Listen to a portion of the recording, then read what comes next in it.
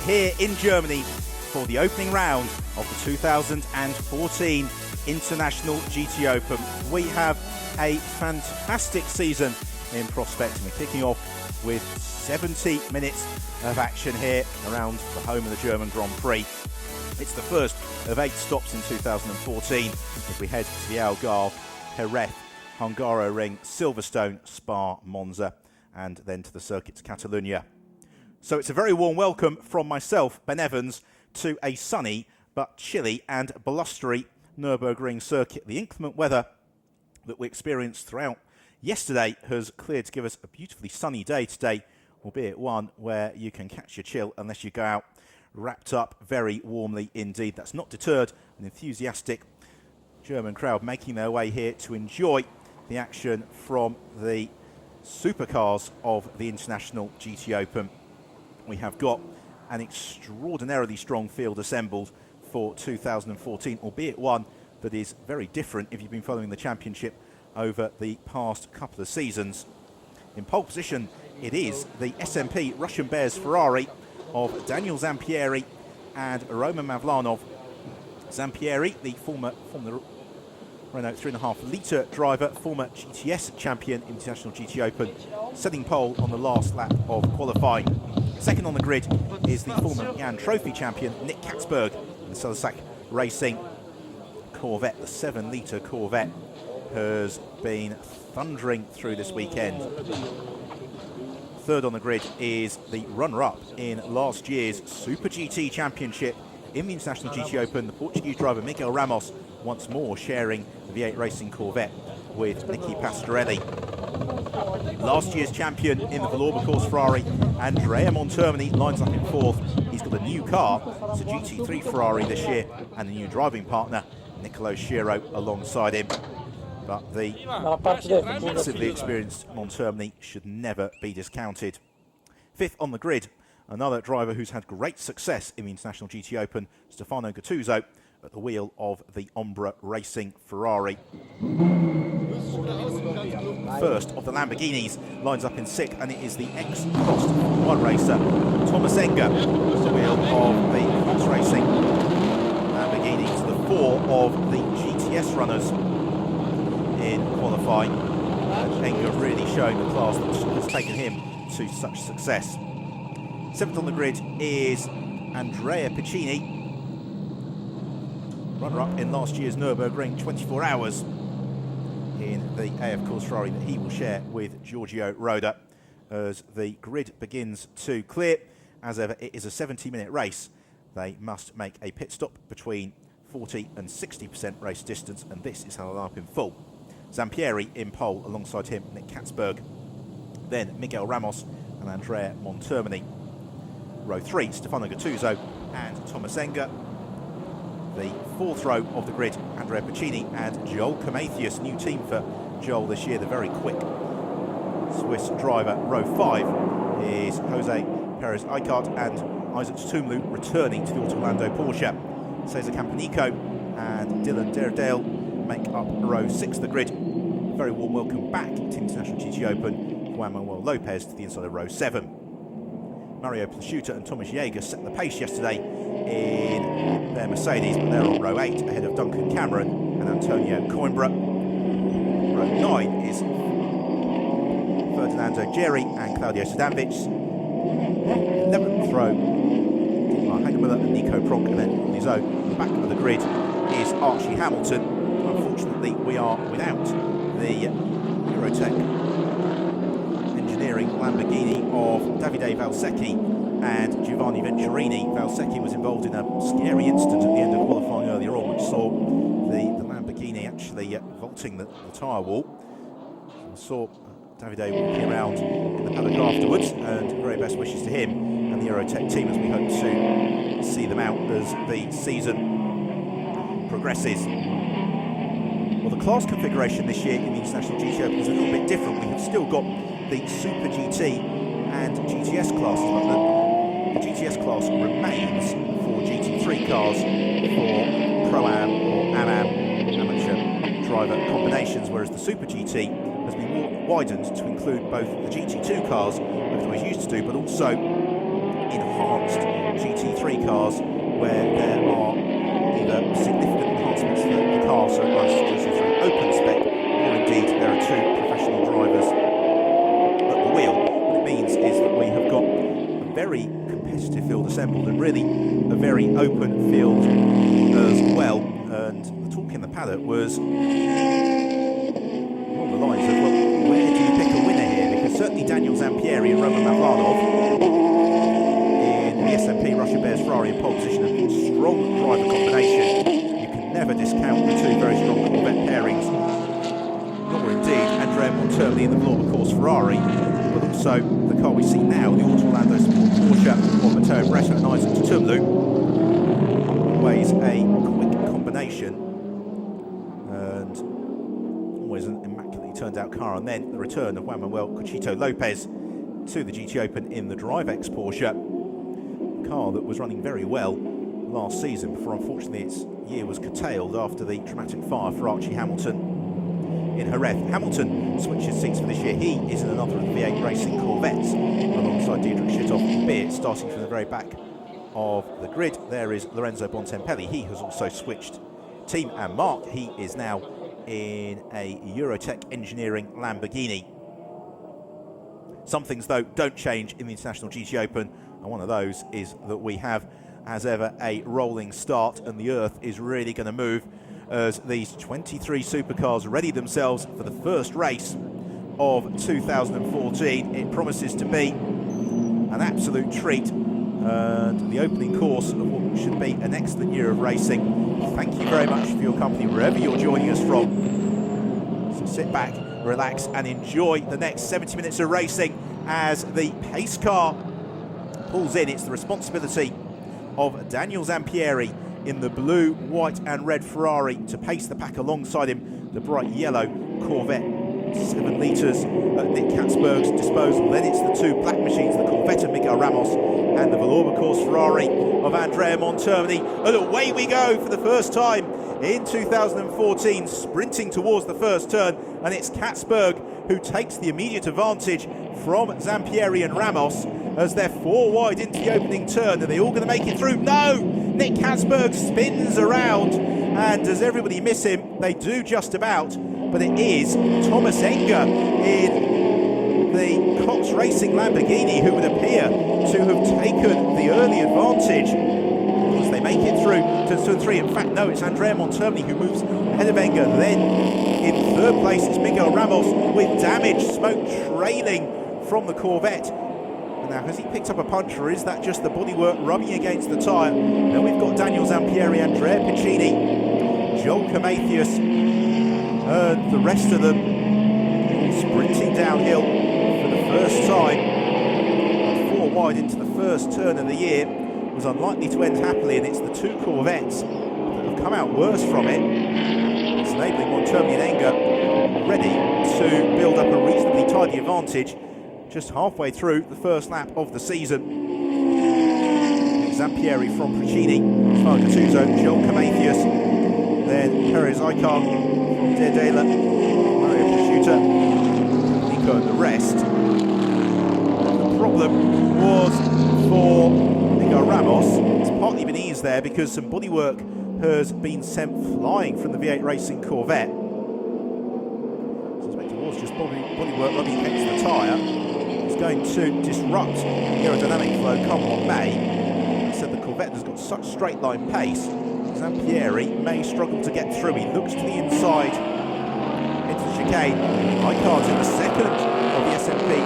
Ferraris looks to do the same. The Orca racing car of Stefano Gattuso. There is Archie Hamilton sidling up through the field. He is just trying to get his way past Ferdinando Jerry as across the line and leading the way, as he did so often in 2013, is Andrea Monterni.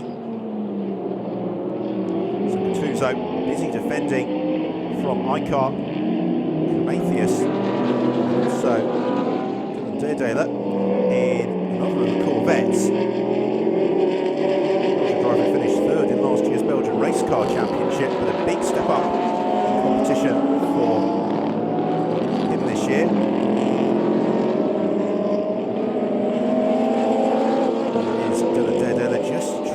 day with the Ferraris in front of him.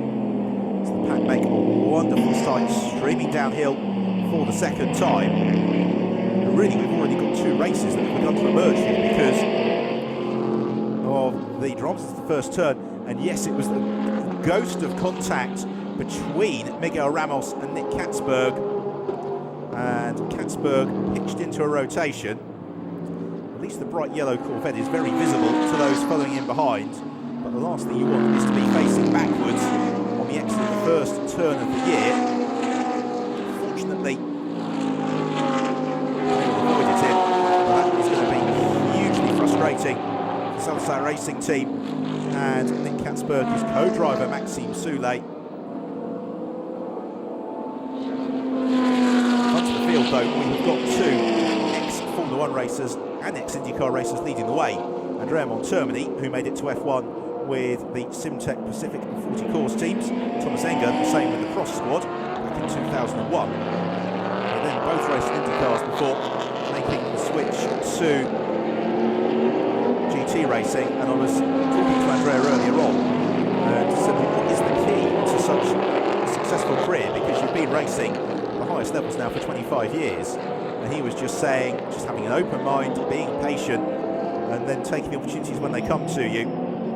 And he is making an excellent relationship with the Norber Course team. As at the back of the shot you see the black Corvette of Archie Hamilton and the yellow Corvette of Nick Katzberg, both of them looking to race their way up through the field. They're just in behind Isaac Tumlu in the Auto Orlando Porsche. And although the two Corvettes look broadly similar, I was talking to Archie earlier and he said they're actually very different in what they've done with setup, in that the Salazar Corvette, the bright yellow car, has been configured to run very well in a straight line, but is maybe a bit more precarious through the turns, whereas Archie's Corvette, it's a much more stable setup. As instability from Mario Placiuta, he bounces the Mercedes across the curbs of Idol Chicane, and therefore it's going to be demoted fairly rapidly by Cesar Campanico. There is, of course, the mid-race pit stop that must be completed from the time when we've got 42 minutes left on the race clock to where we have got 28 minutes left on the race clock. Katzberg scything up through the field. He is just in behind Duncan Cameron. Thrice winner last year, Cameron. Once more paired with Matt Griffin for the 2014 season. Katzberg really driving with a bit between his teeth. They're all backed up behind Mario Placiuta. Next along is Sicart in the much rebuilt second Ombra Ferrari after Stefano Constantini lost out on his dispute with the tyre wall yesterday in free testing. Sicart looking to make the move on Placiuta into the chicane. Katzberg has already done the pass on Duncan Cameron, and he's going to pick his way, I would imagine, fairly rapidly past the Mercedes as well. But Cameron's also been passed by both Isaac Tumlu and Archie Hamilton as well. So the order's all changing in these early stages. They battle over 11th position. Mario Placiuta in the silver Mercedes in 12th place. For how long? As Katzberg in the yellow Corvette was alongside. Looks to swoop around the outside. Can't quite squeeze through at turn 1. He does so though into turn 2. He's going to have the inside line for turn 3. And Isaac Tumlu as well, also taking the opportunity to challenge and go through past Mario Placiuta. Move from Tumlu, who's also been racing in the States already this year. Very quick driver. Isaac Tumlu, he had such bad luck last season. Archie Hamilton now taking his turn to challenge Mario Placiuta. Flashing his headlights optimistically there. The grandson of Formula 1 winner Duncan Hamilton. Still flashing his headlights, Archie Hamilton. He won't need them though, because he's got the inside line for the hairpin. He's got sufficient stopping power. And this is really not what Archie Hamilton wanted, because yesterday he had a prop shaft failure as he pulled out of the pits in free practice in mid. His first right lap was supposed to be qualifying. Another mechanical failure in qualifying means that these are actually his first dry laps in the Corvette at the Nürburgring. Andrea Montermini in the Vlorba course Ferrari leading the way from Thomas Enger in the Cox Racing Lamborghini. The Cox squad all watching on is by the veteran Dutch racer Peter Cox. And then in third place we've still got Miguel Ramos. Whatever damage he picked up has obviously not been too severe, and it's enough to keep the pole sitter, the extremely rapid and precocious Daniel Zampieri, behind him. There is Zampieri in the SMP Russian Bears Ferrari, which he is sharing with Roman Mavlanov, a Russian driver who was a revelation in last year's International GT Open. Zampieri, a former GTS champion, he scored that victory back in 2012, and then can move through into third place in the race ahead of Miguel Ramos. They're fighting over second and third in the Super GT category. There's Thomas Enger, who runs in second place, is the first in the GTS cars. And then Andrea Piccini in the red Ferrari, the second amongst GTS runners ahead. Stefano Gattuso in the blue and white Ombre Ferrari. Ready, we are almost 10 minutes in here at Nürburgring. Leading the way is Andrea Montermini from Thomas Enger. These early stages will be ultimately thrown on their head when we arrive into the pit stop window. There's points in particular where they won't get shuffled too much here because we haven't got any pit stop penalty times being added, success penalty times being added today since the first race of the year, but instead what you've got is second drivers of potentially really quite variable pace taking over. So Stefano Gattuso doing what he can before he passes over to Mario Cordoni in pursuit of Andrea Piccini, who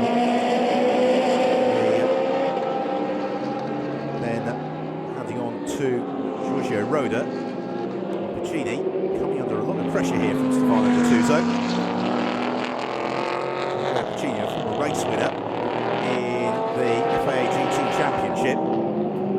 There's a thing or two about piloting a GT car very rapidly, and therefore he's going to be doing what he can to keep Stefano Gattuso behind him despite the pressure Gattuso is applying. Replay here of Archie Hamilton attempting to pass Isaac Tutumlu. He may have to give that place back there, Archie, because he gained an advantage bouncing across the grass. Here is our race leader, Andrea Montermini. And Montermini in command of proceedings at the moment. He had 4 victories and 11 podiums last year en route to his second International GT Open crown. Will he make it 2 in a row? Well, this is a new car for the Vlorba course this year because they won last year's championship in the GT2 Ferrari. They're expecting to continue into 2014 with the GT2 Ferrari, but instead have decided to campaign their GT3 car. And this weekend is the first time they've run it on Dunlop tyres, and therefore each session is really a little bit of a learning experience for them. Such is business of Montermini, very frustrated with 4th in qualifying as a disconsolate Isaac Tutumlu stalks away. And what happened there? I was saying a moment ago that he was desperately unlucky throughout the course of last season. That bad luck would appear to continue into this. Fight for third continues to range. Daniel Zampieri looming large on the tail of Miguel Ramos, trying to pressurise away past the Portuguese. The same for Andrea Piccini, who has got Stefano Gattuso, and the second of Ferraris, Jose Perez-Icar, right behind him.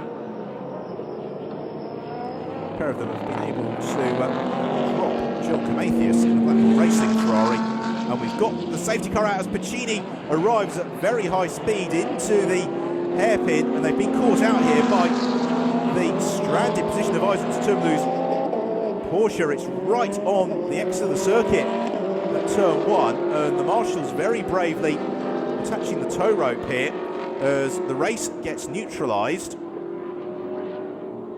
Andrea Montermini leading the way then at the safety car from Thomas Enger and Miguel Ramos. And for Montoni, this is going to be hugely frustrating as the time ticks down to the opening of the pit window. Hopefully all the drivers would have seen in time the safety car boards are out. Certainly Piccini was caught a little bit by surprise on arrival into turn 1. It's the V8 Corvette team watch on. The safety car has picked up John Prometheus, or rather Dylan Taylor, in position, so a little bit of shuffling around before we pick up the race leader. Andrea Montermini behind the safety car.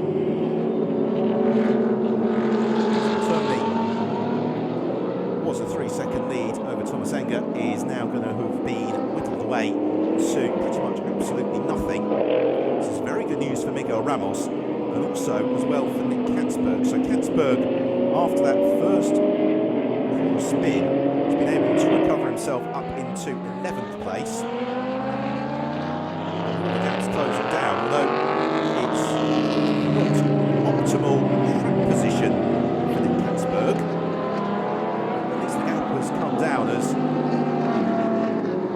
problems for Isaac Tumlu continue, and given the appearance of foam there underneath the Orlando Porsche, I just wonder whether or not it's been a little bit of a conflagration as well.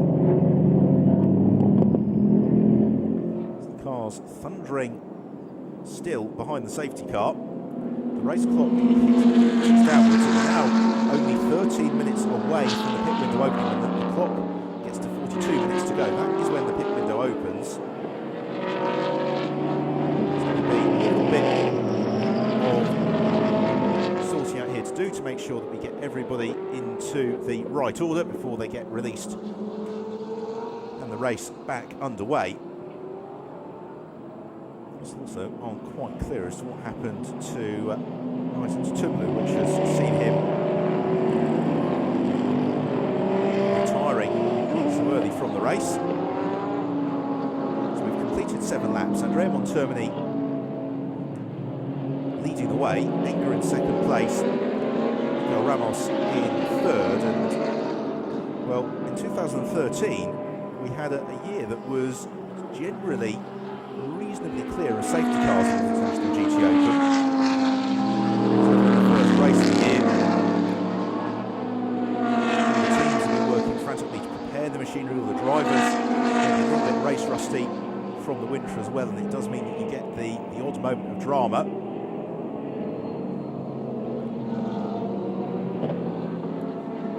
So there is Tumlu's Orlando Sport Porsche, which is no closer to being, or at least has moved no further than when it was last time around. Into the pit lane has come Dietmar Hagenmüller in his Audi, the competitor in the ADAC GT Masters, also a Porsche Germany competitor. Let's see, new entrant on the grid this weekend, and disappointing for Dietmar and co-driver Susan Veit that they pitted early on, but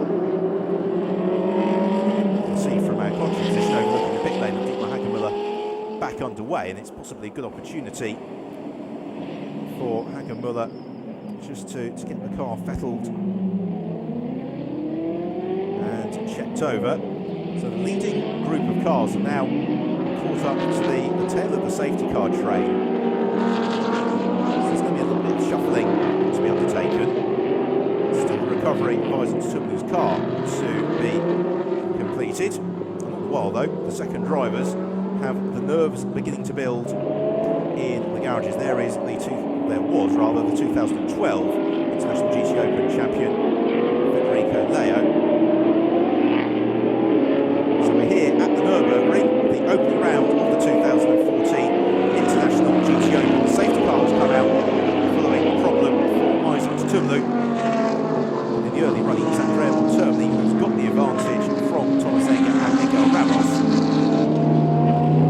The front row of the grid pole sitter Daniel Zampieri has dropped down to 4th, and Nick Katzberg, who started 2nd, spun at the first turn after contact with Miguel Ramos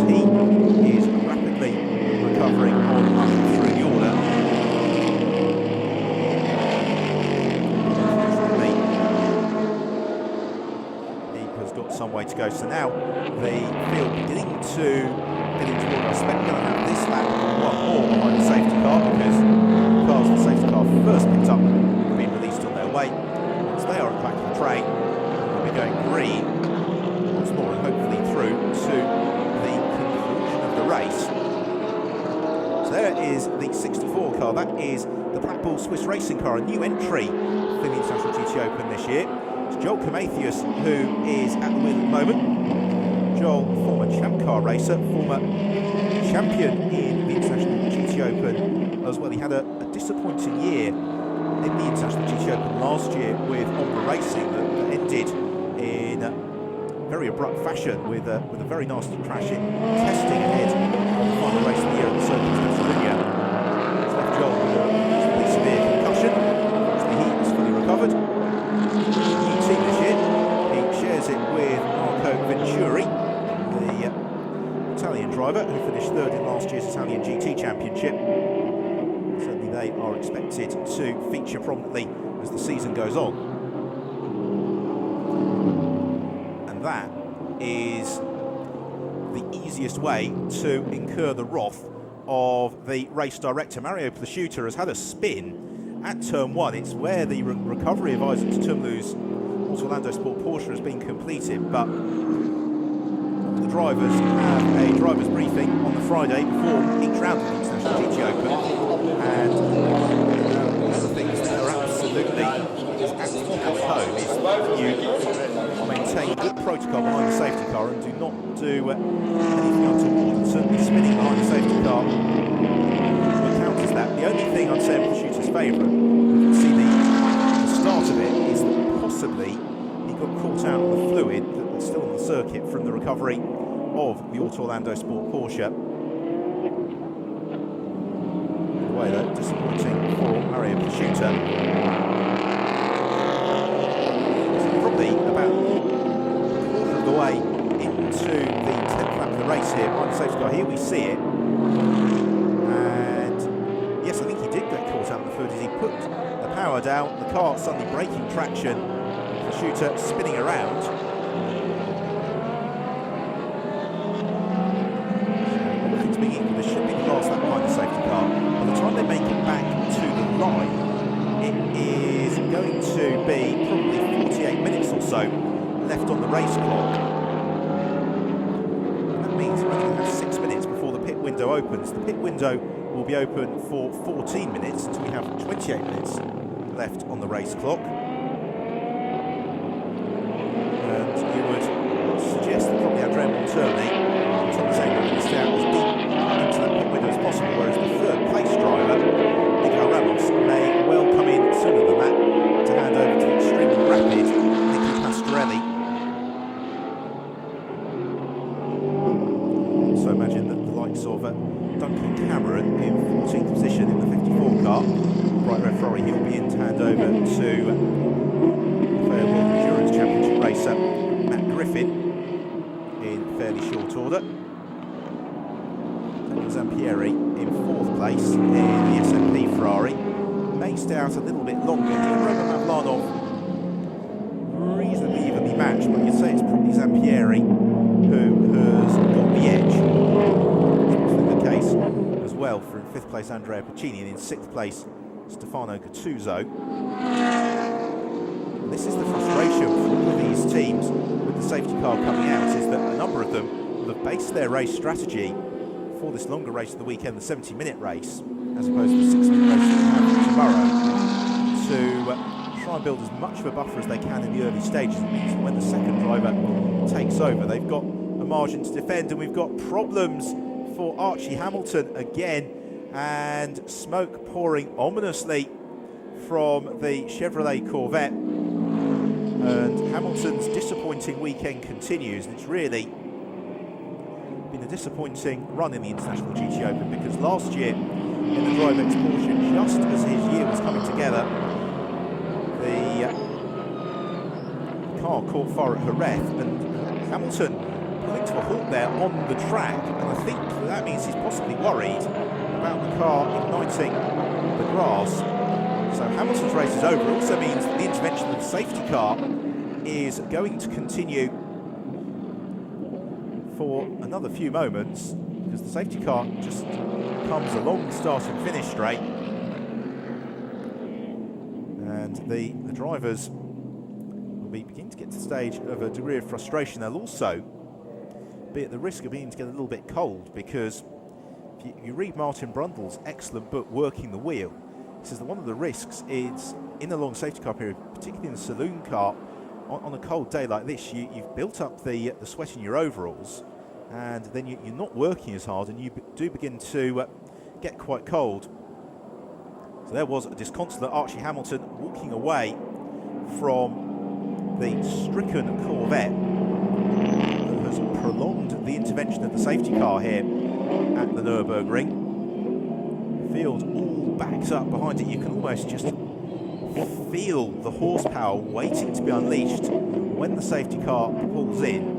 It may be at the end of this lap, because the marshals here at the Nürburgring are generally absolutely fantastic. They always do a very good job of recovering errant vehicles very rapidly, and so provided there isn't an issue with Archie Hamilton's car, which means that it's going to be quite complex for it to be recovered, then with any luck, his car should be dragged to a place of safety fairly rapidly. Then we'll have the lights out on the safety car, and then we'll be going racing. At the moment it is looking, so it's not unlikely that we'll have the pit window opening before the safety car peels in, and that is potentially fantastic news for some of the cars in the field with the quickest they can drive. So this is the story of the race so far, and as they sprinted towards the first turn, Katzberg had his nose in front until he got tagged by Miguel Ramos, then he had his tail in front. As he rotated around, Andrea Montermini and Thomas Enger looked to pounce, as it was a lively first lap of the race. Plenty of jockeying for position. Miguel Ramos picked up damage from that contact, but was able to hold into third ahead of Daniel Zampieri. And Katzberg, after his spin, able to steadily recover up through the order. Archie Hamilton looking to do much the same as well for the very rapid grid. He and Isaac Tumlu brawled in battle, and they were the two cars to the safety car period. First one was the Orlando Sport Porsche of Isaac Tumlu, that brought out the safety car, which I'm pleased to report is coming in at the end of this lap according to our timing screen. So we are, thanks to the work of the marshals here at the Nürburgring, about to go racing once more here.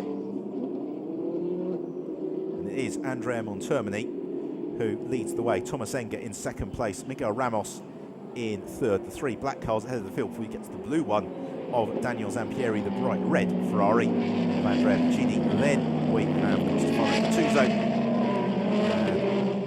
and Jose Perez Icar.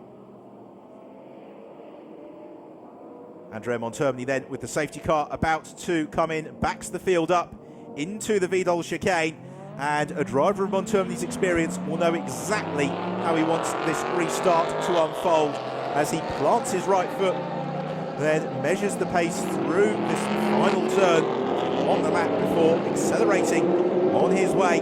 We go into the 12th lap of the race here at the Nürburgring. We go green once more, and it is Montermini who's already got the buffer over Thomas Enger in second position in the all-black Lamborghini. Then in third place it is the big Corvette of Miguel Ramos. No change in that top four order, except that Zampieri is beginning in the SMP Ferrari to challenge Miguel Ramos.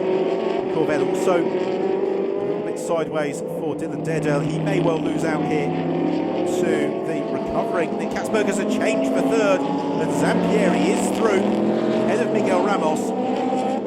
Zampieri just able to get the heat back into his Dunlop tyres a little bit quicker, getting the power down sooner, and Ramos immediately into the clutches of Andrea Piccini's AF Course Ferrari. For Andrea Montermini and Thomas Enger, though, they will now be doing everything they can to build up a little bit of a buffer over new third place man Daniel Zampieri as they head through the bottom hairpin. Stefano Gattuso looks to challenge Andrea Piccini. He's going to be run out wide here. Gattuso comes back, covers the line just in time. And then it is Perez Icar next along, ahead of Joel Prometheus and Nick Katzberg.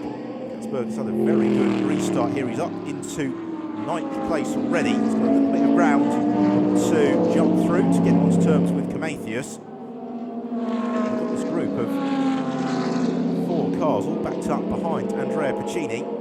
As the pit window is open, will we see anybody ducking in on this occasion at the conclusion of the 12th lap of the race? Looks to challenge Piccini into the Vidal chicane. Very tight, but they all find a way through.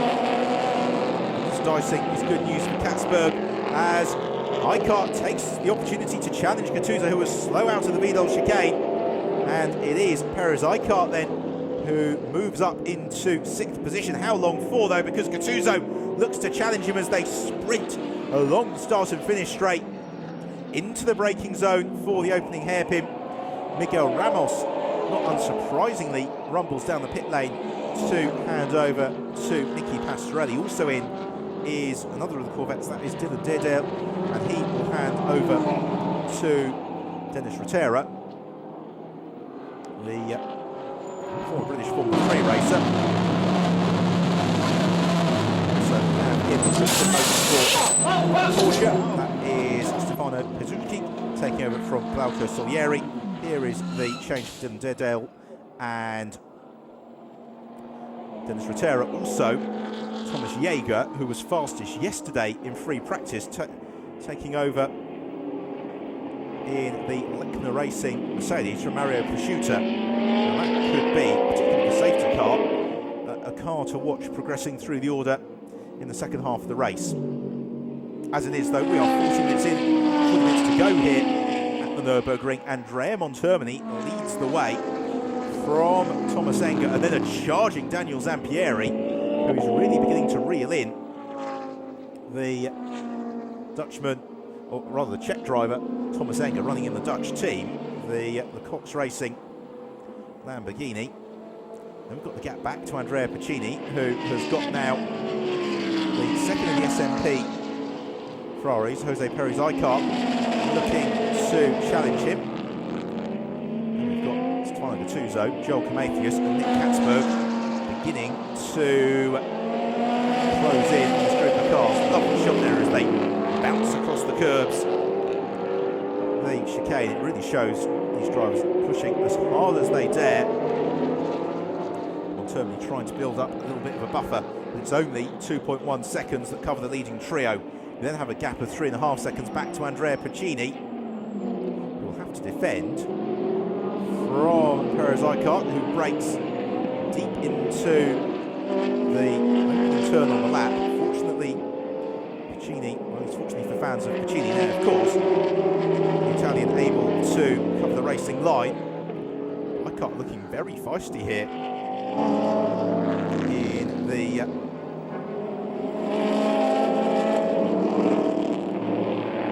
Ferrari. Still got the Ombra Ferrari, Stefano Gattuso, too far back either. While they've got Nick Katzberg in the bright yellow Corvette, beginning to close in to their tail.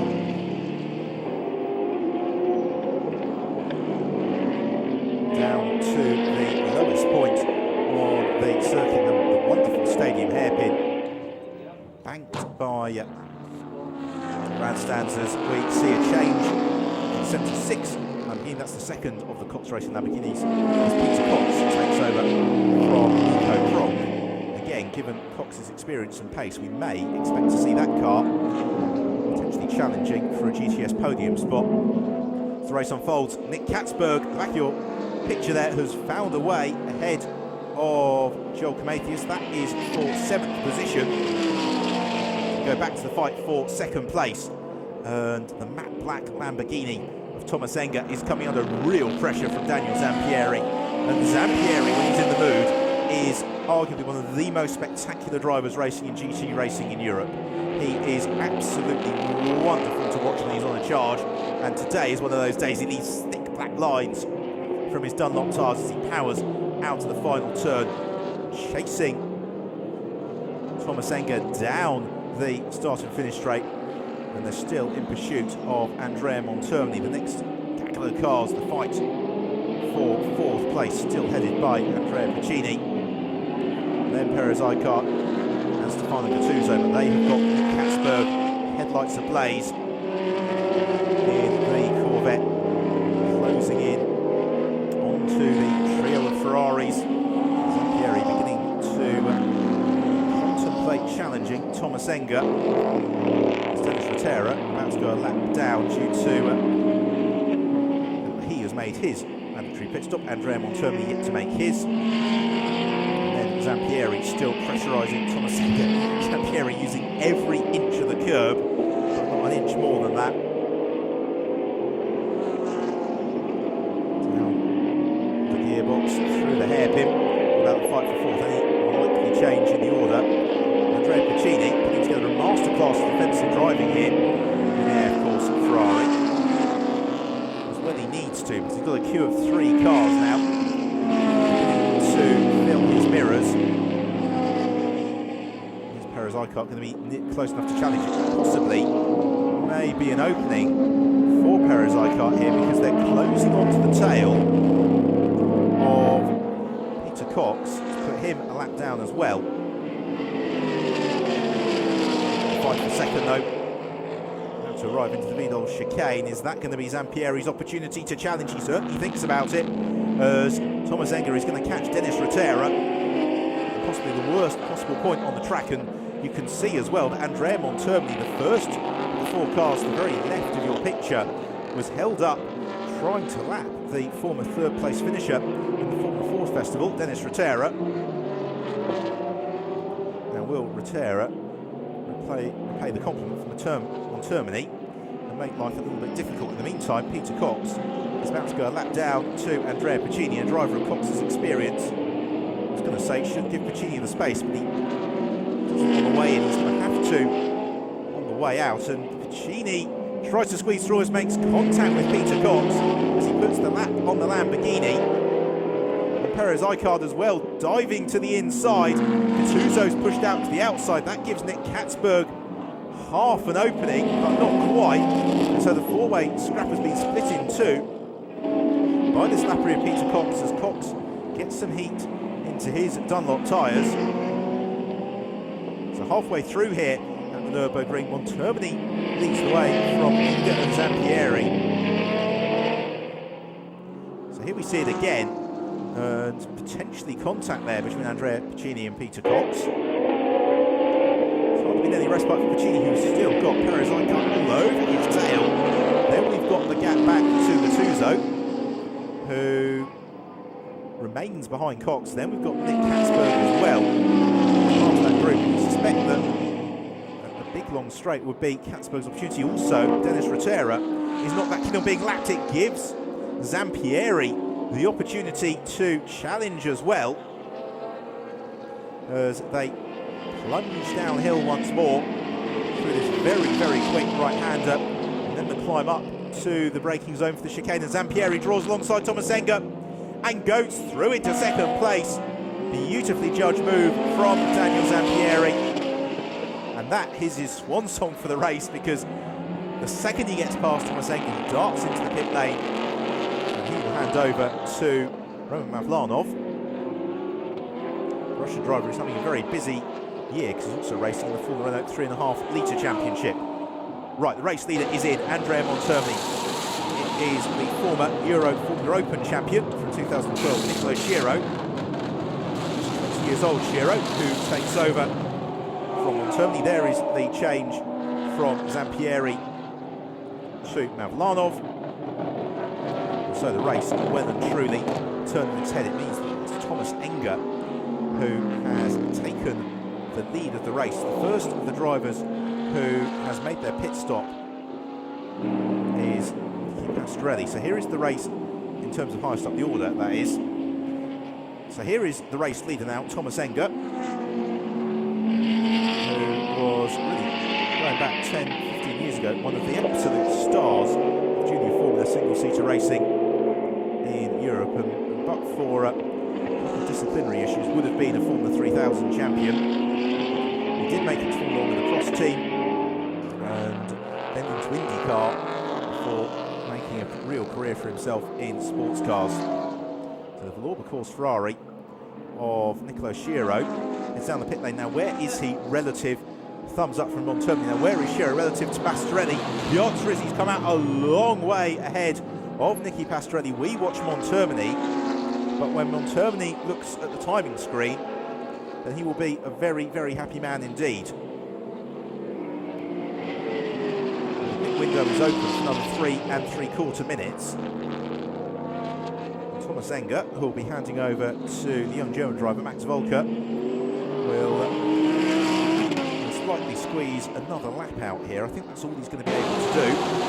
So in is the car of Dietmar Hagemüller. That is to hand over to the former Porsche racer, Suzanne Veit. Thomas Enger is still in behind Dennis Rotera in the V8 Racing Corvette, but Enger able to set lap times that he will be reasonably happy with here. He's currently circulating about 6 tenths of a second lap slower than Nicky Pastorelli, but don't forget that Enger leads the race. He also is the foremost of the GTS class cars, which learned wisdom would suggest maybe over the full race distance won't quite be the match of the Super GT cars. So Vyacheslav Malev takes over from Perez Eichart. Malev, who finished 28th in the GTS Championship in last year's International GT Open. So we have a very quick Indian driver, Mathieu Patel, who takes over from Cesar Campanica in the Nova driver Audi. So Nicolo Shiro has got Nicky Pastorelli on his tail. This is potentially the battle for the lead. The race, and Shiro knows it. He squeezes Pastorelli to the inside, but Nicky Pastorelli is going to go through, or is he past Nicolo Shiro? He does now. And Shiro being caught and passed by Pastorelli, and when the pit stops have wound themselves out, that could potentially be the decisive move of the race. Because looming large in the background, we have now Maxime Soulet at the wheel of the Celasac Corvette. Also just out of the pits is Vyacheslav Malev, who Nicolo Shiro is trying to dispense with. Expecting it won't be quite as hard for Roman Mavlanov to squeeze past. In fact, it is. So it was a very, very good pit stop for the second of the Russian Bears Ferraris, but now we do have Mavlanov through. So the real question is going to be where Max Volker comes out, and this also possibly when Stefano Gattuso makes his pit stop. Mario Cordoni as well as into the pits then is the race leader, Thomas Enger. He hands over to Maximilian Volker, and Enger has done all that you could ask of him. It has been a super performance from the Czech driver. The Ferrari gets Mario Cordoni. Away from the track is a very, very successful businessman in the world of financial consulting. This is the battle that they're all hoping to come out of the pits ahead of, as Pastorelli now is clear of Nicolo Shiro, is moving clear, and Shiro is going to have to concern himself here with the progress of another young charger, the Russian Roman Mavlanov. Mavlanov was really the revelation of last year's International GT Open. He had crashed a lot in Formula Renault to Euro Cup racing, made the switch to GTs, and was immediately on the pace.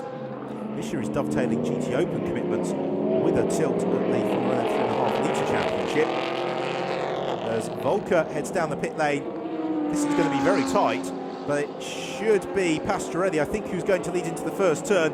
Indeed it is. He emerges ahead of Cordoni, and Volker is going to come out essentially in 5th position by the time that they have all sorted themselves out.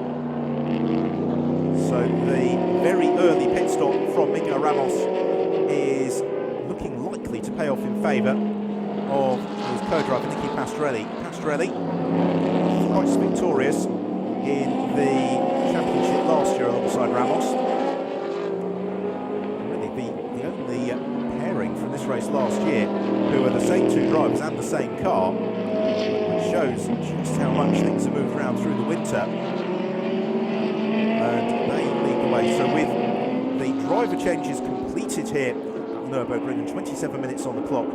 It is Nicky Pastorelli who is the leader of the race. He is clear of Nicola Shiro and Roman Mavlanov.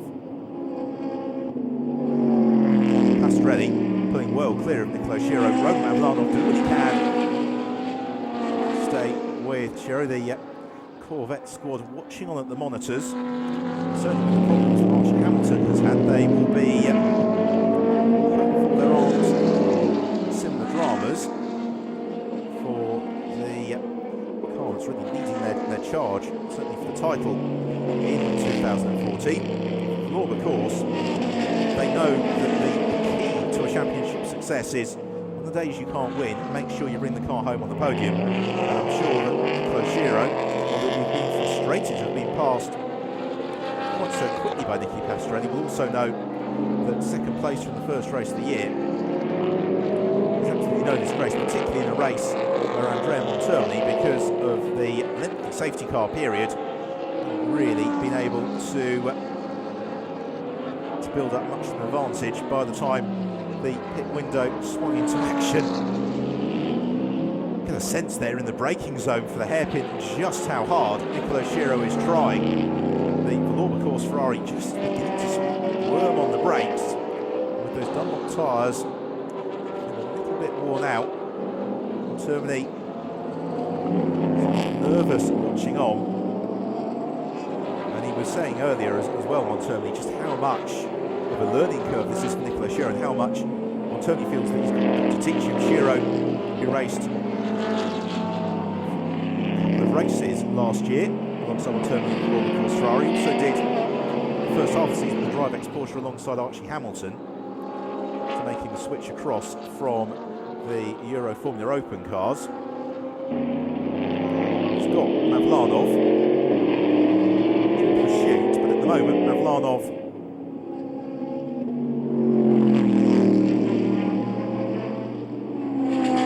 really been in position to quite challenge Nicola Shiro. Pastorelli just managing his pace very nicely. A former European Formula 3000 champion, Nicky Pastorelli, former champ car racer in the United States, and then has just been racking up the victories in international GT racing ever since his single-seater career came to a halt. And he's one of those drivers who did a couple of Formula 1 test runs with Jordan and Minardi, but the cars fallen differently. Australia really could have been a Formula 1 superstar.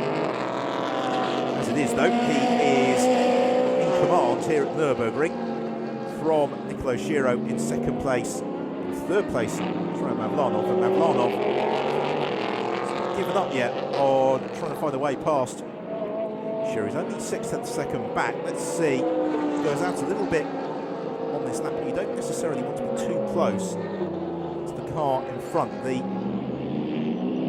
car they've all got to concern themselves with is this one in 6th place, the bright yellow Corvette of Maxime Soulé, the winner last year, a couple of races, the GPR Aston Martin. And Soulé about to pass Mario Cordoni and moves up into 5th position. Maxime Soulé as a result of that manoeuvre, and Soulé lapping in the 1:59.7s. He is the fastest car on track at the moment, but he is a good 2 seconds back from Aliev. He's 7 seconds back really from the 5-second third, and that's the one that we want to try and join. So the Nürburgring, first round of the 2014 International GT Open. Nicky Pastorelli continuing at the head of the field, ahead of Nicola Shiro and then Roman Mavlanov. 4th place is Václav Malev. In 5th place now is Maxime Soulé.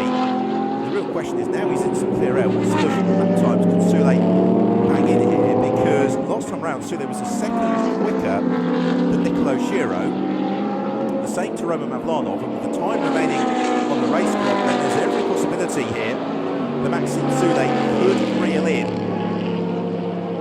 both Shiro and Mavlanov between now and the checkered flag. It's partly going to be determined by how quickly he can dispense with Václav Malev. So that's Giorgio Roda.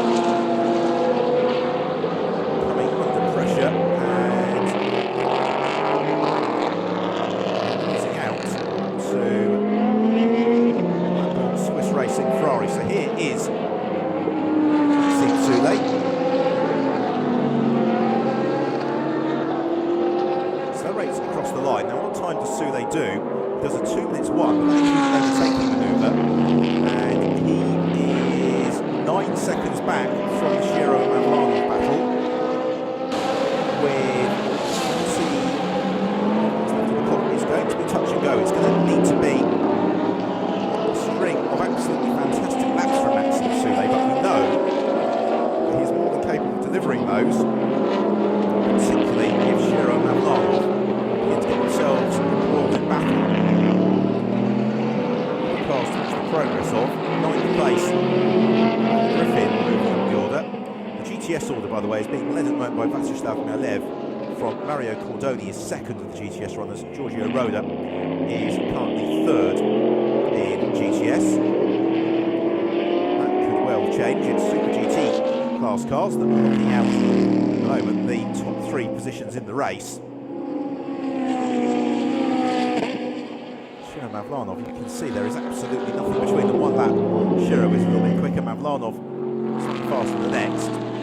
None of which will be any concern to the performance of Nicky Pastorelli. Very friendly driver off track, Nicky Pastorelli. Always keen to talk about racing. He works very, very hard each year as well to secure the budget, to get the Corvette on track, and then always delivers the goods when he gets behind the wheel.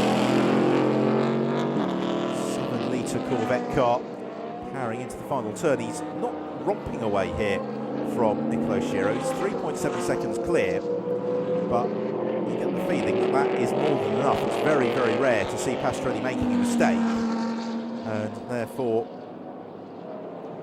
Pastorelli, you would probably expect to see a mechanical issue, if anything, that would see him demoted. Again squirming on the brakes is Nicolo Shiro, and he almost misses the apex as well. And Shiro having to drive very hard here to keep Mavlanov behind him. As a result, last time around it was a poor lap for Nicolo Shiro. As Mario Cordoni being challenged by Blackpool Swiss Racing Ferrari. I think it's probably now Mirko Venturi behind the wheel. Our timing screen's telling us it's Joel Kamathis. Either way, that car has moved up into 6th position, and Cordoni also about to be demoted by Giorgio Roda. Or rather Matt Griffin, in fact it is, up behind Mario Cordoni. So Matt Griffin has already demoted Giorgio Roda on the last lap, and Griffin, who has had his 2014 plans rather thrown asunder because a team that he was racing with in another championship has encountered all sorts of financial pressures. He remains with AF course in the International GT Open alongside Duncan Cameron. He was victorious here at the NURBURGRING last year. One of the wins that Duncan Cameron scored. And this is the fight for second place in the GTS class at the moment between Matt Griffin and Mario Cordoni. Vasyslav Malev's not all that far up the road either, and Griffin has got a good run here on Mario Cordoni as they hit the brakes and dart into turn 10. And they've also got Federico Leo with them as well, and Leo looking to try and pounce on Cordoni as well. And Cordoni, in the blink of an eye, Mionra Ferrari, about to find himself shuffled off the GTS podium altogether, with 2012 GT Open champion Federico Leo in resurgent mood here.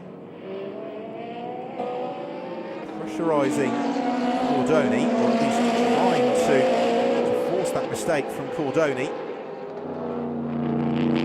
Back to the fight for second place, and another where Nicolo Shiro and Roman Mavlanov lost time to Nicky Pastorelli. And we have had the change to the fourth position, by the way, off camera. Maxime Soulé is ahead of Vasyslav Malev, and Maxime Soulé is now 7.3 seconds back from the Shiro and Mavlanov battle. Pastorelli leads though by 5.2 seconds. 17 minutes to go. You get the feeling, unless something goes wrong for the Corvette, that Pastorelli's not going to be challenged for the lead of the race. However, second place is very open because of the sort of pace Shiro and Mavlanov are running. They must be giving up less than half a second a lap to Maxime Soulé, and at the moment Soulé is gaining more than half a second a lap on the squad for second and third position. Strelly just looking so smooth with the Corvette, and these are not easy cars to drive because they're so quick in a straight line. To actually get them set up to handle well is really a little bit of an art. And Strelly got the car working absolutely to perfection at the moment. Through the chicane he goes, and onward to complete what will be the 24th lap of the race. The real key, though, is going to be the gap for second place through to fourth position. So over the line goes Pastorelli. There is Nicolo Schiro in second place. He's got Roman Mavlanov behind him. Schiro offers us a 2 minutes .898. Mavlanov a much quicker lap of 2 minutes .3. But what of Maxime Soulé? There's Schiro again, precarious on the brakes into turn one. Soulé a 2 minutes .1. It brings Soulé to now 7.2 seconds of Roman Mavlanov. But as Mavlanov took half a second out of Nicolo Schiro, so Maxime Soulé took 7/10 of a second, and that is potentially enough for Soulé. Well, this is going to be very nerve-wracking for Termini and the rest of the Law Course team, because they know exactly the pace of the cars behind. And they also know that if Schiro gets too caught up here in the fight with Mavlanov, it opens the door for Soulé. Smiles for Miguel Ramos and a thumbs up, as well he might. Mavlanov definitely closer now to Nicolo Schiro. Really is, we need to ask all the right questions of the young Italian. And both Schiro and Mavlanov part of a new generation of GT racers. We've got a lot of drivers now in their late teens, early 20s, who, given the challenges of raising a budget to compete in another single season categories, moving across to GTs and finding success there early on in their careers. So we've got just over 14 minutes to go here at the Nürburgring. Nicky Pastorelli leading the way from Nicolo Schiro and Roman Mavlanov. Another lap about to be reeled off, and Mavlanov has been steadily closing on Schiro through the course of this lap, and all the while they have had Maxime Soulé both closing onto their tail. So across the line, and there is Soulé at the back of your shot. Schiro a 2 minutes .6, Mavlanov a 2 minutes .4, Maxime Soulé a 1 minute 59.9. It's another half second here for Maxime Soulé in fourth position, and Soulé in the Saint Racing Corvette is just about on schedule to be in touch with the battle for second place as they go into their final lap. And that schedule is going to improve as Mavlanov and Schiro do battle with each other. It's the Russian driver Roman Mavlanov now right underneath the rear wing of Nicolo Schiro, who for the first time has to start thinking about driving a little bit defensively. Schiro, who put together a wonderful run in the second half of 2012 to claim the Euro Formula Open title that year. And he's looking to find that sort of consistency in driving in the International GT Open, but it really is a significant step up in expectation. It's a significant step up in terms of the experience of the drivers you're racing against. And sure, now this is one of the biggest tests of his career. He is in a podium position in a major international GT race, and he makes a mistake that could give Roman Mavlanov the chance to challenge, and does. And Mavlanov goes through, and he takes second position away from Nicolo Schiro. And just as we were saying that Schiro needs to be consistent, he makes the error. Now, has he picked up a puncture? I wonder, because from an angle it looked as if possibly some bodywork had been knocked a little bit loose on the Vlorba course Friday. Let's see. I don't think it's a puncture because he's still circulating reasonably well. It's just possibly to the rear right of the car. Is there any damage? It's just a little bit of trim. Nothing too serious. And it was a tiny mistake from Nicolo Schiro, the part of the circuit where it's rare to see drivers running off the road. And Mavlanov was close enough and he pounced. And what that also meant is that Maxime Soulé, here he is now within just 5 seconds of that scrap with 11.5 minutes remaining on the race clock. In the GTS battle, by the way, it is still Vyacheslav Maliev in 5th overall, who leads it from Matt Griffin and Federico Leo. Right, let's have another look at it. And it was a bit of a bump on the curb on the way in, across the dirt in the mid-phase, and then out wide on the exit. And it was a tiny mistake, but it was just enough for Mavlanov to pounce.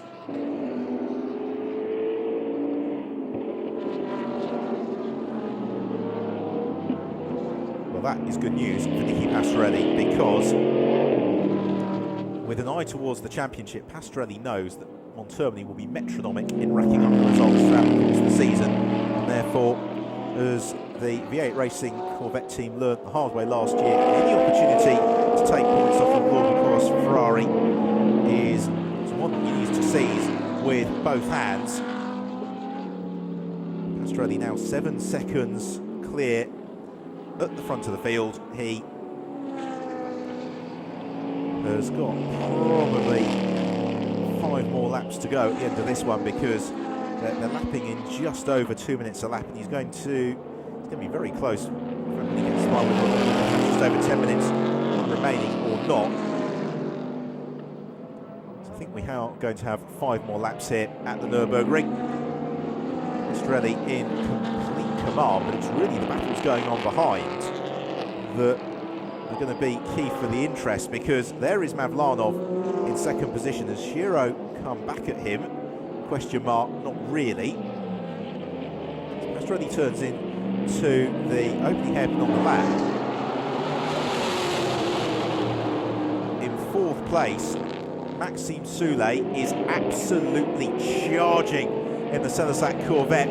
He is now just 3.5 seconds back from Nicolo Shiro, and last time around, Soulé was 1.5 seconds faster than Shiro in the Valourbecourse Ferrari. And this is what the International GT Open is all about. You have the close and competitive racing throughout, but as the gaps get chased down in the latter stages, the races really are always set up for a grandstand finish, and we are going to have a fantastic fight here at the Nürburgring for 2nd, 3rd and 4th in the latter stages. This has been a great drive from Soulé. He was brilliant last year in the Aston Martin. Slightly less brilliant there from Mario Cordoni. Round he goes. As Matt Griffin, he's bottled up here behind the Black Bull Swiss Racing Ferrari.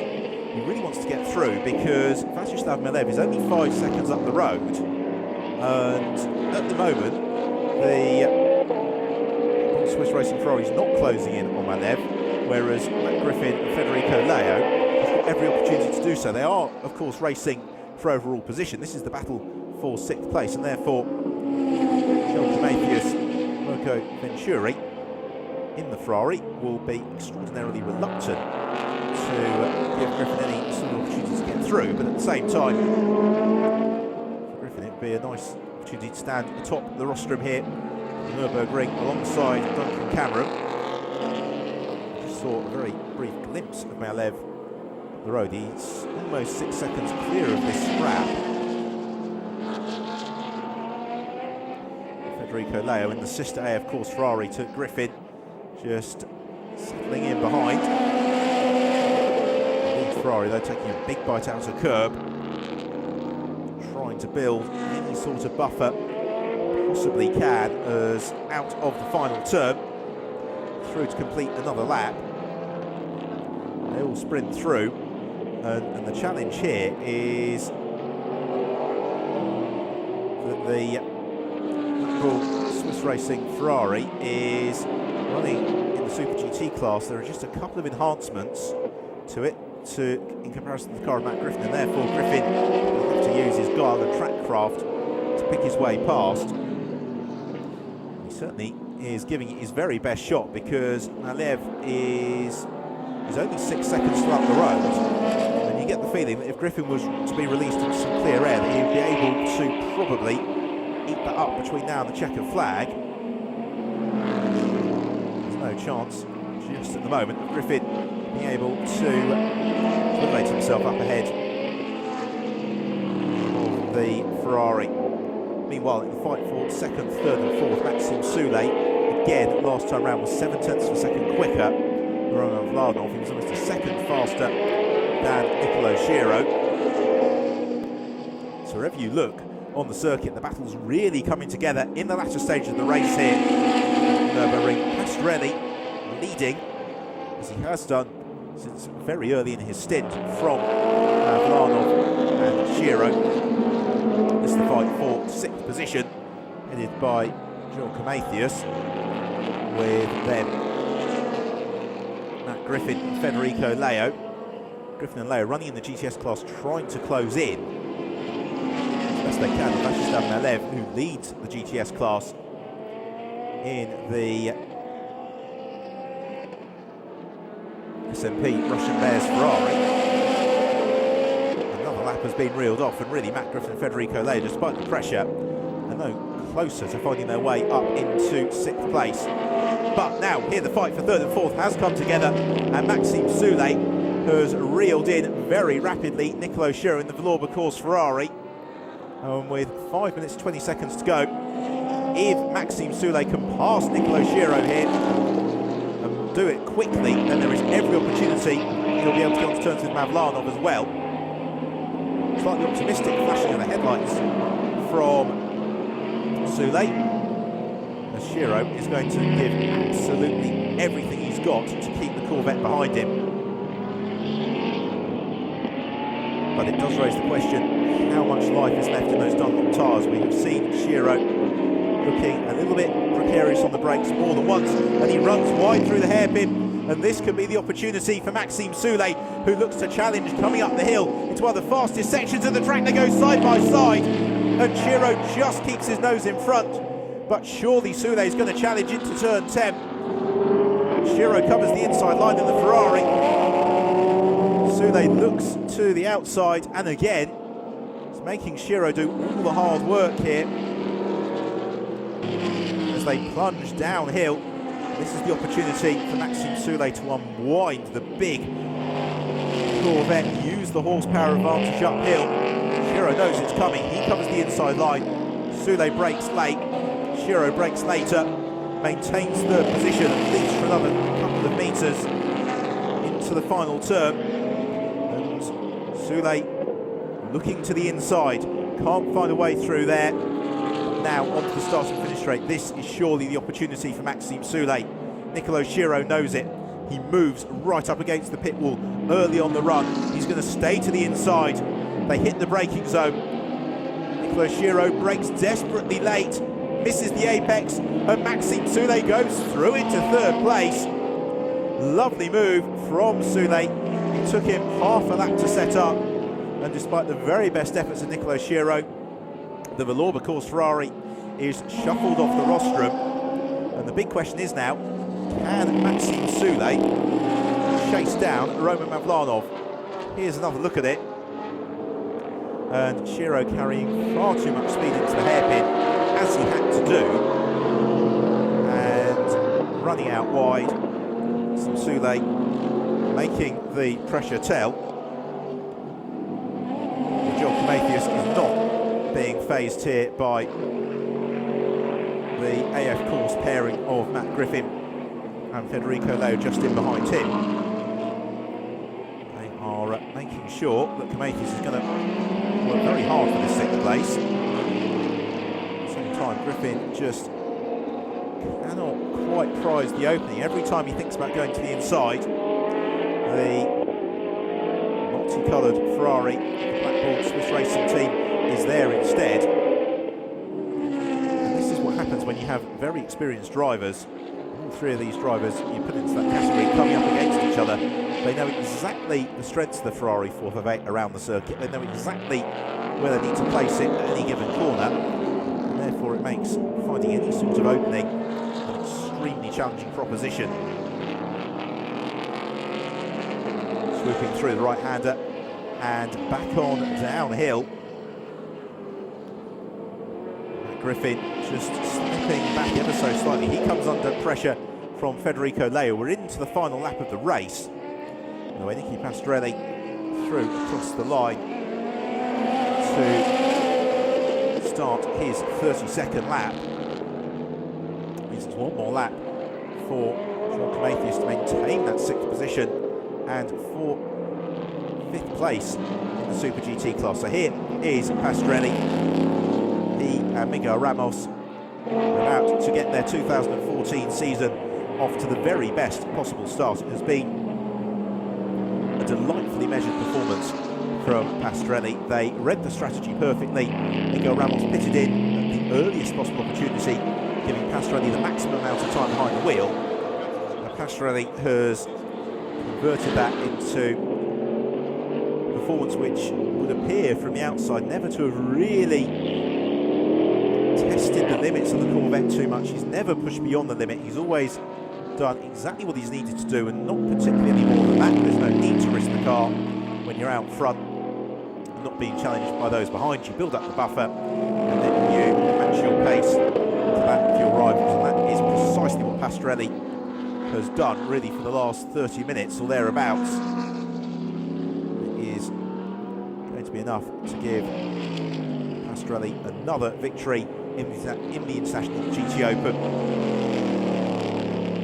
He accelerates uphill to the Vidal chicane for the final time of asking. The clock about to tick down to 0. The checkered flag is ready and waiting. It's been a wonderful race this to start the 2014 season in the International GT Open, and it's going to be victory at round 1 for Nicky Pastorelli and Miguel Ramos in the V8 Racing Corvette. They take the win. 2nd place goes to Roman Mavlanov and Daniel Zampieri, and completing the podium is Maxime Soulet and Nick Katzberg in the Celisac Racing Corvette, with in 4th place Nicolo Schiro and Andrea Montermini in the Vlora course Ferrari. Delight on the pit wall for Daniel Zampieri, and indeed the SMP Russian Bears squad, because Vyacheslav Malev and Jose Perez Icar win the GTS race from Matt Griffin and Duncan Cameron, and then Federico Leo and Claudio Sadanovic. Handshakes all around on the pit wall underneath the late spring sunshine here at the Nürburgring. It's Nicky Pastorelli and Miguel Ramos who celebrate victory in the first race of the year.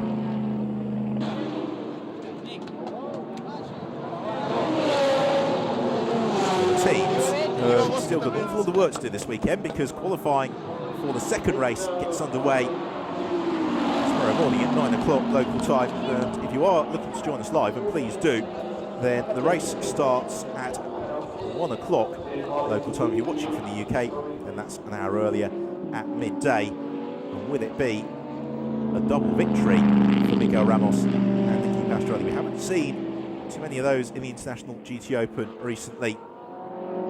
You just wonder how much pace Pastorelli has potentially got in reserve. And also Miguel Ramos, every year he seems to come back a little bit quicker, and in Pastorelli he really seems to have found a perfect driving partner. Well, in 2nd place for Roman Mavlanov and Daniel Zampieri in the SMP Russian Bears Ferrari, a very fine performance. 2 young drivers who are rapidly establishing themselves as 2 of the preeminent GT drivers in Europe. They've both been through the single-seater ranks, and in GTs they are really finding success. So here are the following results. Victory for Ramos and Pastorelli. 2nd place Mavlanov and Zampieri. 3rd place for Maxime Soulet and Nick Katzberg. Head of in 4th, reigning champion Andrea Montermini and Nicolo Schiro. 5th and winning the GTS class, Vyacheslav Malev and Perez Icar. In 6th place was Joel Comathius. 7th place, 2nd in GTS, Duncan Cameron and Matt Griffin. 8th and 3rd in GTS, Claudio Sadanovic and Federico Leo. Well, Thomas Enger eventually finishing in 19th place alongside Max Volker, but they, particularly Enger, one of the stars of the first half of the race. Enger leading through to the point at which he peeled into the pits. Unfortunately, we lost Chito Lopez very earlier on, and then we had the safety car interventions from Martin Tumlu and Archie Hamilton. So one race down, 15 to go, and it's Pastorelli and Ramos who take the early championship lead. Into Parc Ferme and celebrations for the VA Racing squad. Handshakes and hugs all round for Pastorelli. Roman Mavlanov, likewise, really fine performance from the young Russian driver, putting the pressure onto Nicolas Scherer and eventually being able to force his way through and making that pass for second place. Of course, for Nick Katzberg and Maxime Soule, after that spin at the first corner, you've got very long odds on them finishing on the overall race podium. That's exactly what happened. It was a fine drive to recover up the order from Nick Katzberg, an equally fine drive from Maxime Soule late in the race to make the pass for third. Delight then for Vyacheslav Maliev and Jose Perez-Icar. They win the GTS class. Pastorelli immediately into debrief mode, displaying the race. Plenty to celebrate after it was good pace, all the time consistent. Nice pass. Truly entertaining race. We take a look back then at the highlights, and off the line it was Zampieri, the pole sitter, who got swamped by the Corvettes. Nick Katzberg had the immediate advantage into turn one, but contact with Miguel Ramos saw Katzberg pitched into the spin. Fortunately, they all missed him, as behind the action was fast and frantic. Despite that smoke, Ramos lost the offending bodywork quite early on, was able to keep Daniel Zampieri behind him, as up front, Andrea Montermini and Thomas Enger made the running. Nick Katzberg had an inspired performance to recover up the order, passing Isaac Tumlu and Hamilton, wheels wheel across the chicane. So they were the two cars that brought out the safety car. First of all, Isaac Tumlu prompted the safety car, and then Hamilton prolonged its time on track. As soon as the safety car went in, the pit window opened and the race really got turned on its head, and thereafter we had plenty of action to enjoy as Maxime Soule charged up the order. The real battle was the one for second place behind leader Pastorelli, and that mistake from Nicolas Scherer gave Roman Mavlanov the tiny advantage that he needed to take the lead of the battle and move into second place. Scherer then lost third, outbreaking himself at the hairpin, and through went Maxime Soule. Pastorelli, though, was in perfect command in the second half of the race, and he and Miguel Ramos victorious in the first race of the year. From Roman Mavlanov and Daniel Zampieri second, Soule Katzberg third, with Vyacheslav Maliev and Jose Perez-Icar victorious in the GTS class.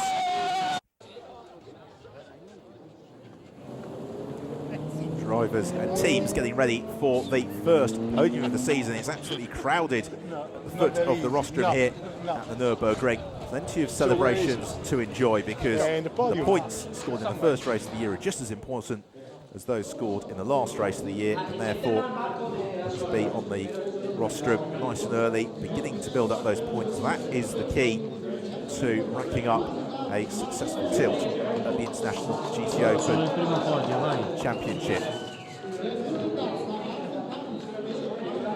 So the drivers are about to go onto the rostrum.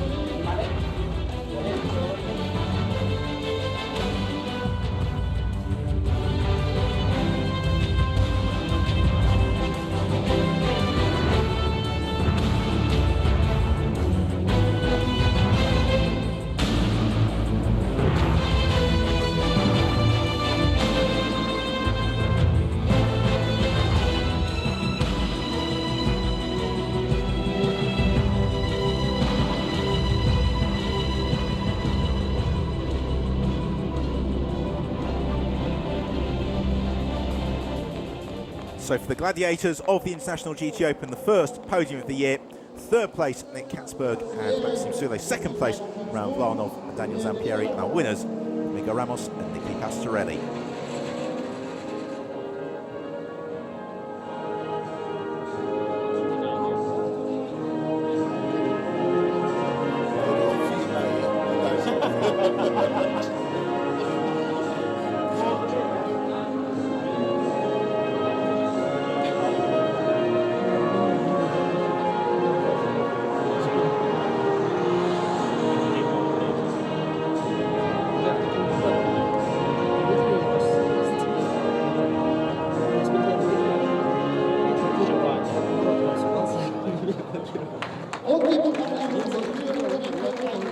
national anthems in honour of the winning team, V8 Racing. And on with the presentations of the trophy. So first of all, that's the Gentleman Drivers Trophy for Vyacheslav Malev. Third place in the race overall for Maxime Soulet and Nick Katzberg. Super debut performance in the International GT Open for the Sodersack Corvette team. Runners-up, SMP Russian Bears Ferrari, hands of Roman Vlanov and Daniel Zampieri. And then our race winners in the V8 Racing Corvette, Nicky Pastorelli and Miguel Ramos. Huge cheers from the assembled well-wishers underneath the podium. Drivers out to pose for the photos once the winning team has received its trophy as well. And once the photos are complete, it's time to make merry with the bubbly for the first time in 2014, although Miguel Ramos and Daniel Zampieri suddenly left alone on the rostrum, but of course with another race to come tomorrow, they want to get their overalls completely drenched in the bubbly. But Ramos and Zampieri nonetheless celebrating on the podium here at the Nürburgring.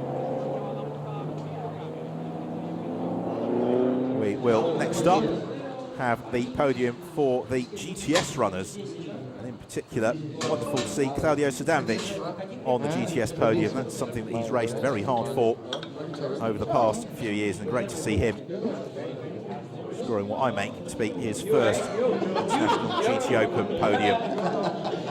So the driver's about to be announced on to the rostrum.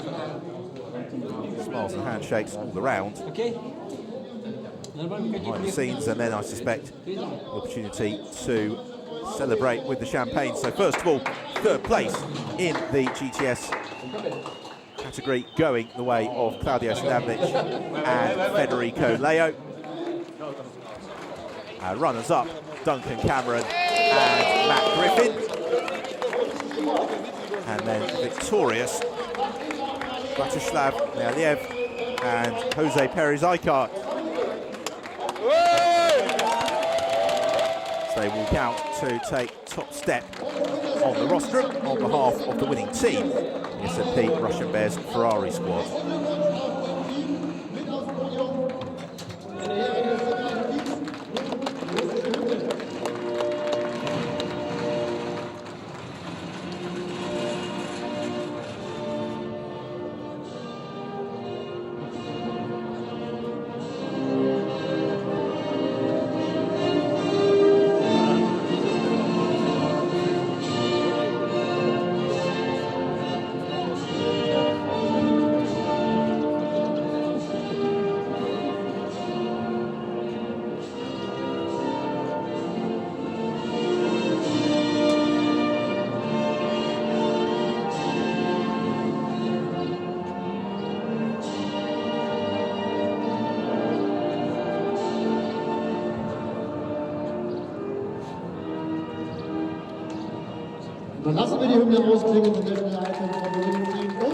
So the Russian national anthem for the SMP Russian Bears Ferrari team, on with the presentation of the trophies. So for Claudio Sadanovic, a very proud moment, for Federico Leo as well.